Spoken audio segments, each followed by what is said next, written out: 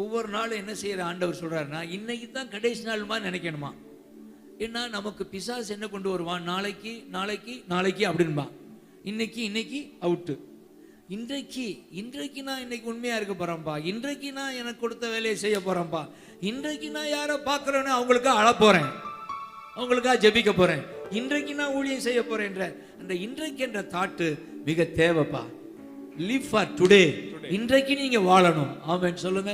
ஆனா அதிகமா நாளைய தினத்தை குறித்து தான் கலங்கிட்டே உட்காந்துருப்போம், தலையை சொரிஞ்சுக்கிட்டு நாளைக்குன்னு இன்னைக்கு வந்து நிற்பான் அழுவையோட. அவனுக்கு ஜெபிக்க நமக்கு தோணாது. இல்லை, இன்றைக்கு யாரெல்லாம் சந்திக்கிறோமோ, இன்றைக்கு என்னெல்லாம் சந்தர்ப்பம் கிடைக்குதோ, இன்றைக்கு எப்படிலாம் ஜெபிக்கணுமோ தேசத்துக்காக, இன்றைய பயன்படுத்து. நாளைக்கு அவர் உன்னை பயன்படுத்துவார். ஆமென் சொல்லுங்க. இன்றைய நாளை நீ உண்மையா பயன்படுத்தினா நாளைய நாளை அவர் பொறுப்பெடுப்பார். இதுதான் நான் அந்த கற்றுக்கொண்ட உண்மை.